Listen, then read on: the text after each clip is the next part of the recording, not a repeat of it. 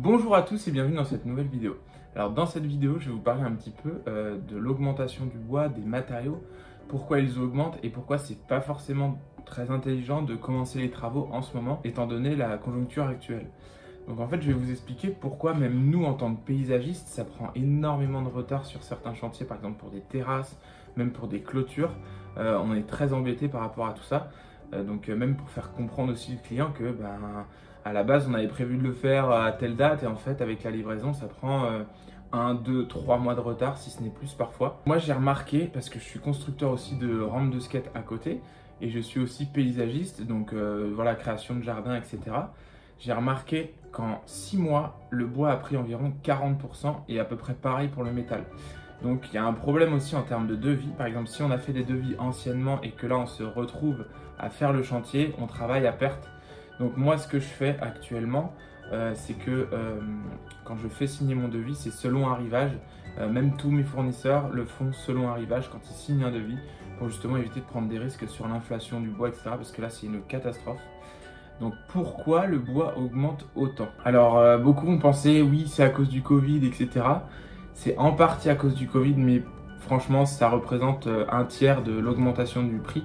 Et donc, on a remarqué voilà, que les gens sont confinés, que les gens s'ennuient un peu plus, qu'ils ont décidé de faire des travaux plus chez eux, qu'il y avait moins de dépenses dans telle ou telle chose, donc ils pouvaient faire des dépenses dans les aménagements. Donc, il y a une forte demande, mais le problème, c'est on aurait pu augmenter l'approvisionnement, sauf qu'on ne peut plus s'approvisionner. Et un problème, c'est qu'avec les États-Unis et la Chine, ils achètent quasiment 3/4 du bois dans le monde, donc c'est super triste, mais on a remarqué en France, par rapport à notre politique qu'on a eu, on a préféré privilégier certains secteurs. Et donc là, aux États-Unis, eux, ils ont un budget de je ne sais combien de milliards pour acheter le bois, donc eux, ils s'en foutent du prix, ils l'achètent, c'est bon. En France, on est plutôt à l'acheter à prix bas, et le problème, c'est qu'on ne peut pas acheter grand-chose, tout nous file sous le nez. Et en Chine, c'est pareil, ils s'en fichent, ils achètent tout, eux, c'est bon pour leur développement, donc ils achètent tout, ils prennent tout aussi. Et d'habitude, on importe aussi du bois de Russie, sauf que le problème, c'est que la Russie a décidé de garder tout pour eux, et donc il n'y a plus d'exportation, c'est assez triste. Et sur tous les pays de l'Est, Pologne, etc., on a remarqué aussi un gros problème, c'est qu'il y a énormément de forêts de pins, de Douglas, donc nous on se fournit beaucoup pour les clôtures, pour les terrasses, etc. Mais le problème, c'est que beaucoup de forêts sont en train de tomber malades, dû au réchauffement climatique, dû à beaucoup de choses en commun, liées par rapport à ça. Et le problème, c'est que ces forêts vont devoir être exterminées. Et c'est des forêts qui ont 20 ans, 30 ans, si ce n'est plus. Donc là, on se retrouve en plein dedans, en plein dans le réchauffement climatique.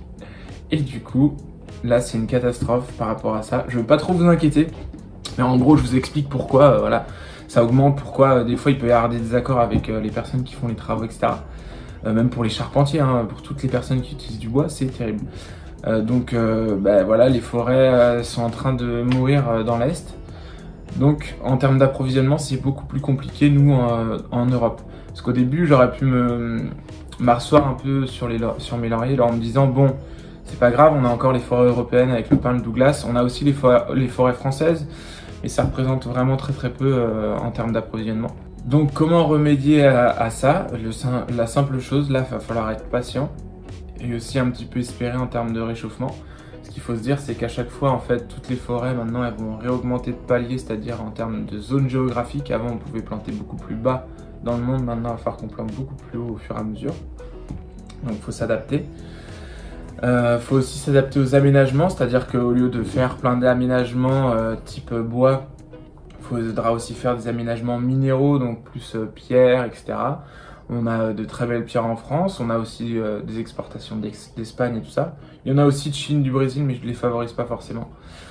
Donc voilà, c'est s'adapter. Et pareil, au niveau du métal, moi, tout ce qui est pose de portail, portillon, les clôtures aluminium, etc., il faut s'adapter aussi. Là, la demande, c'est pareil, c'est plutôt par rapport aux achats de la Chine et des États-Unis. L'augmentation du métal et puis aussi certains problèmes d'approvisionnement, mais on a même des soucis d'approvisionnement. Par exemple, pour vous dire, aux États-Unis en termes de peinture, je sais plus la zone, je crois que c'est à Denver si je me trompe pas. En gros, il y a un stockage à cet endroit-là et il a gelé cet hiver, il gèle jamais là-bas et ça a foiré plein de composants pour la peinture. Et du coup, ça crée un énorme trou dans toute la circulation mondiale. Et c'est pareil, ça refait des augmentations parce qu'il y a toujours la loi de l'offre et de la demande. Et donc là, en ce moment, on a une demande comme ça qui monte à fond et l'offre qui diminue. Donc les prix forcément augmentent. Il y a aussi un problème, moi j'ai remarqué avec mes fournisseurs. Avant, c'était plutôt l'acheteur qui avait la force. C'est-à-dire que nous, on demandait souvent des réductions au niveau des prix, etc. Maintenant, c'est l'inverse. C'est-à-dire que quand on va se ramener dans un magasin, c'est plutôt espérer que le produit soit là. Et par exemple, avec Keguiner, avec qui je travaille, eux fonctionnent à l'inverse de ce qui fonctionnait avant. C'est-à-dire qu'avant, ils essayaient d'avoir des prix très bas, etc., très attractifs. Mais maintenant, c'est à celui qui aura le premier le produit. Donc, ils l'achètent un peu plutôt au prix fort. Mais au moins, ils ont le produit et donc on peut travailler. Donc, certains fournisseurs sont encore en train de pallier à ça. Et du coup, il y a des gros soucis d'approvisionnement pour ça. Moi, je sais que j'ai fait une commande, par exemple, de robinier. Pour vous dire, robinier pseudo-acacia, c'est un bois noble pour faire une terrasse qui valorise un petit peu avec le kumaru, avec les bois exotiques. Mais je me suis dit, je vais l'importer d'Europe. Ça va être un produit européen. Donc, voilà, on aura peut-être moins de soucis par rapport à ça. Mais non, ça fait 4 mois que j'attends ma commande, je crois, un truc comme ça. Et elle n'est pas prête d'arriver, je crois. Ils me disent 3 semaines, mais à chaque fois, ils me le disent toutes les 3 semaines. Ils me disent, dans 3 semaines, ça va arriver. Donc, j'attends. Et pareil, là j'ai des clôtures, il reste quelques chutes de kumaru chez certains fournisseurs, mais là c'est compliqué. Et pareil, en contreplaqué sur les rampes de skate que je fabrique, là c'est pareil, les prix augmentent beaucoup, mais j'ai réussi à pallier à quelque chose, c'est que je prends du boulot maintenant. Avant j'étais sur de l'okume et du pain Heliotis, donc un pain soit d'Europe ou soit du Brésil. Donc on n'avait pas le choix par rapport aux tarifs, etc. Mais maintenant j'ai trouvé une solution pas mal, c'est qu'on a du boulot et il y a du boulot filmé. En termes de tarifs, au final, le kumaru a tellement augmenté que ça revient quasiment au même. Alors que la qualité, je dirais, est un peu plus supérieure du boulot vu qu'elle est filmée, qu'elle est bien protégée. Donc voilà, après tout ce qui est chevron, là on est toujours en augmentation constante. Mais bon, ça va encore, mais voilà. Donc ce qu'il faut vous dire, c'est que sur tous vos aménagements que vous allez faire, si vous souhaitez aménager aujourd'hui, dites-vous que plus vous allez attendre en ce moment, plus le bois va continuer d'augmenter. Donc il faut aussi comprendre tous les artisans, toutes les personnes qui installent justement ces matériaux-là, qu'il faut s'adapter au prix, qu'il faut être aussi compréhensif par rapport à l'achat, pas vouloir les marteler et se dire ils m'ont fait un devis à temps, je veux payer tant. Non, c'est pas très, je dirais, réglo pour eux. Qui eux galèrent à trouver déjà le produit, c'est une perte de temps énorme. Parce que nous, à côté, on est en train de passer des coups de fil vraiment partout pour essayer de choper le produit au prix le plus bas, mais c'est vachement compliqué. Donc voilà, on essaye de faire au mieux, de s'adapter au mieux à tout ça. Donc en tout cas, si vous avez des questions sur des aménagements, n'hésitez pas. N'oubliez pas toujours de lâcher un petit commentaire, un petit pouce bleu sur la vidéo, ça m'aide toujours, ça fait toujours plaisir. Et de vous abonner à la chaîne aussi, il faut mettre la petite cloche.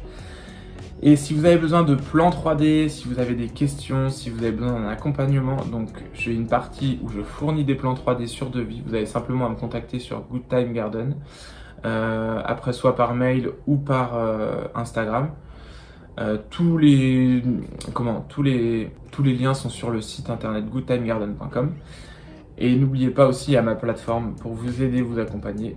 Donc n'oubliez pas une chose, je suis toujours là pour vous et pour vous aider. Je vous dis à une prochaine. Ciao.